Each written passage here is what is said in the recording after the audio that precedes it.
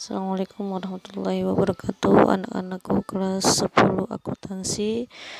Hari ini saya akan menjelaskan materi yang telah kalian tulis minggu lalu. Ya, jadi kalian dengarkan, kalian perhatikan apa yang saya jelaskan ya. Nanti di akhir penjelasan akan ada tugas yang harus kalian kerjakan. Oke ya, akan saya jelaskan. Bismillahirrahmanirrahim. D. Mengelola kompetensi personal. Ya, yang sudah kemarin kita bahas, kompetensi personal itu adalah kemampuan kepribadian kita ya. Kemampuan kita, kebiasaan kita dan sebagainya. Nah, kompetensi personal adalah kemampuan atau kecakapan yang dimiliki seseorang untuk melakukan suatu pekerjaan. Jadi setiap insan harus memiliki kompetensi. Kalau kita ingin bekerja, kita jangan jadi orang yang biasa saja, tetapi kita harus memiliki kompetensi personal agar kita mampu bersaing dengan pekerja-pekerja lain ya. Kompetensi personal terkait dengan 3 hal pokok. Nah, yang pertama pengetahuan. Ya, jadi yang pertama adalah pengetahuan, yang kedua adalah keterampilan, yang ketiga adalah sikap atau kepribadian. Jadi setiap kompetensi memiliki 3 hal ini ya. Seseorang memiliki pengetahuan, ilmu apa yang dia bisa gitu ya, terus keterampilan apa yang dia miliki, kemudian sikap atau kepribadian seperti apa akhlaknya misalnya ya. Maka ketiga ini akan kalian harus persiapkan sebelum kalian memasuki dunia kerja. Dalam sikap atau kepribadian terkandung unsur-unsur seperti tanggung jawab, tahan uji, disiplin, lemah lembut, sabar, mampu mengendalikan diri dan lain-lain. Jadi aspek sikap atau kepribadian ini mengandung hal-hal kepribadian ya, seperti kalian orangnya tanggung jawab atau tidak, kemudian disiplin, lemah lembut. Ini semua adalah kompetensi secara kepribadian ya. Percuma orang yang memiliki kemampuan atau pengetahuan yang bagus sedangkan ia tidak memiliki kepribadian atau sikap yang baik ya, seperti itu. Sebagai bagian dari kompetensi personal yang mendukung kinerja, perilaku atau sikap atau kepribadian yang baik perlu dikelola dan dikembangkan. Maka dari itu kalian harus persiapkan kompetensi sikap atau kepribadian yang baik ya hari ini.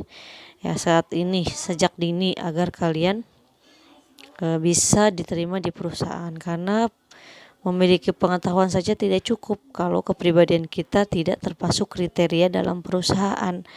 Ya, kita harus memiliki kepribadian yang bagus ya. Kemudian membangun kepribadian yang baik ya. Apa saja yang harus kita persiapkan atau membangun kepribadian yang baik? Faktor-faktor yang membentuk kepribadian ya. Kita semua memiliki kepribadian. Ya, setiap orang memiliki kepribadian. Yang pertama apa faktornya? Dari keluarga. Ya, keluarga ini faktor utama dalam membentuk sikap atau sifat atau kepribadian seseorang. Karena keluarga adalah yang pertama kali seseorang berinteraksi ya. Keluarga adalah tempat yang pertama kita hidup, tempat yang pertama kita berinteraksi ya. Kita belajar etika, belajar norma-norma dari keluarga. Misalnya orang tua kita mengajarkan kita agar kita berpakaian sopan misalnya ya. Jadi kalau seseorang yang memiliki keluarga yang menanamkan rasa kepribadian yang baik, maka kita juga akan memiliki kepribadian yang baik pula ya. Yang tadi misalnya kalian memiliki keluarga yang mengajarkan tidak boleh pakai baju-baju seksi. Jadi kalian sudah terbiasa seperti itu. Jadi kalau kalian pakai baju seksi merasa risih seperti itu ya.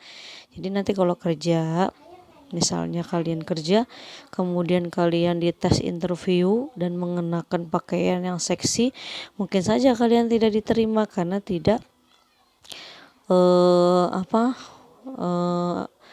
tidak termasuk memiliki kepribadian yang baik, ya, dan lain-lain. Jadi keluarga ini mengajarkan yang pertama kali, terutama orang tua kita, ya.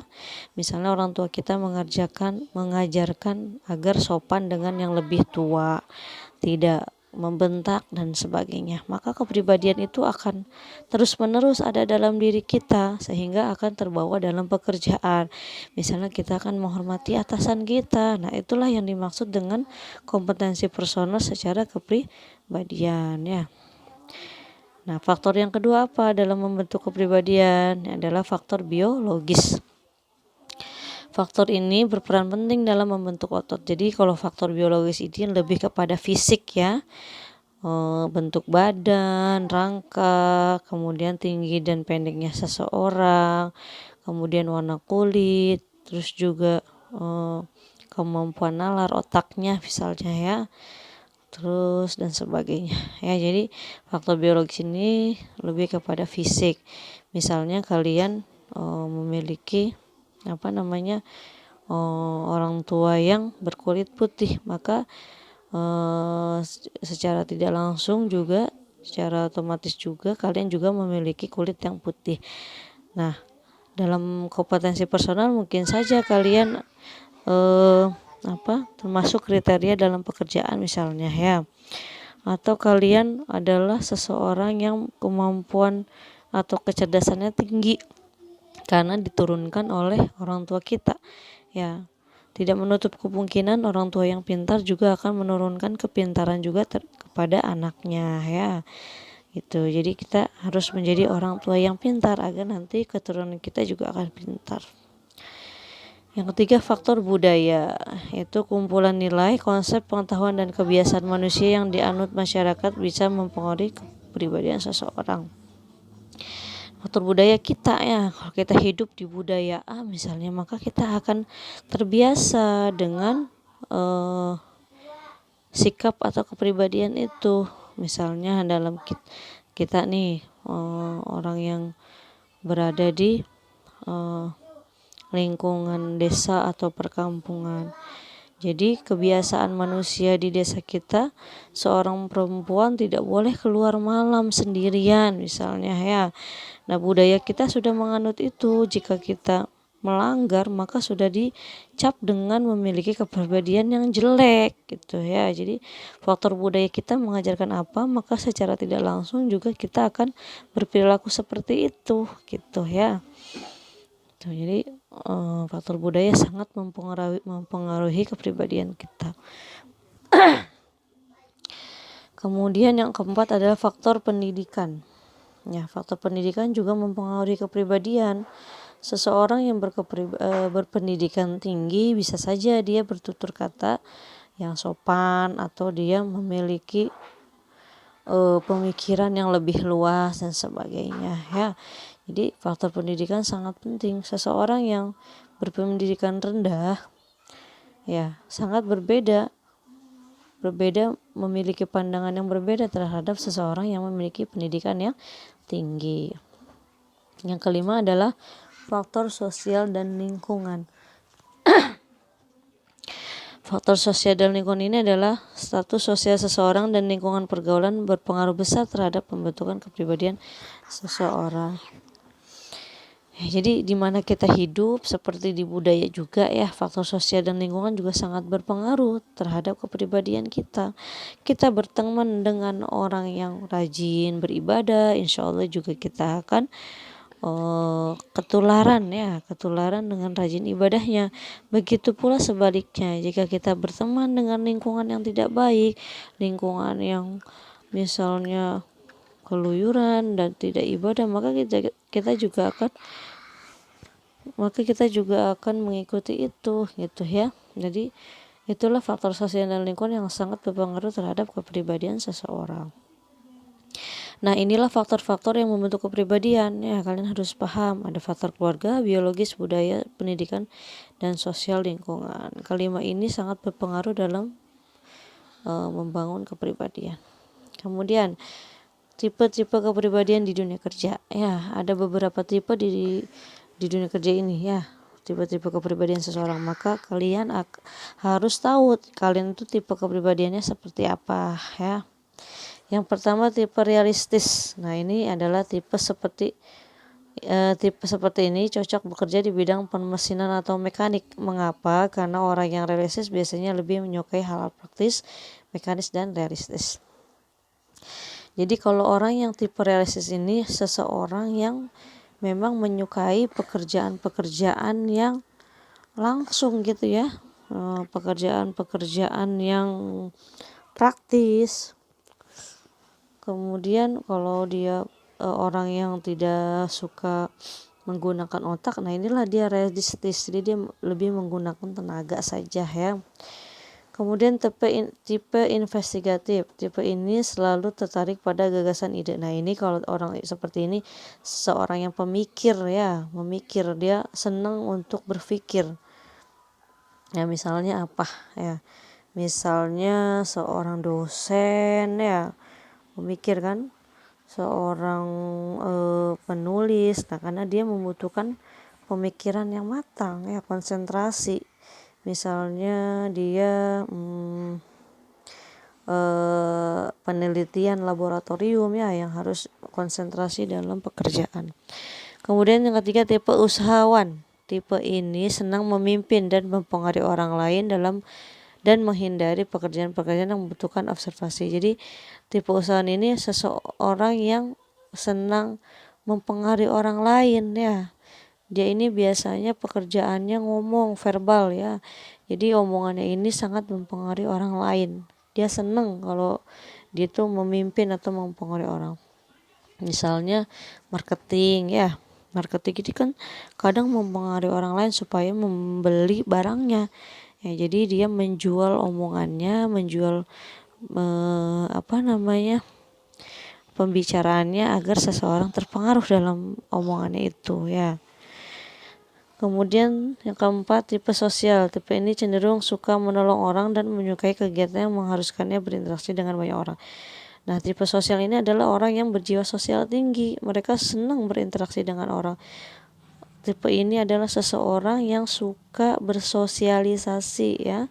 Ya, cenderung biasanya orangnya tidak pemalu, seseorang yang mudah bergaul ya.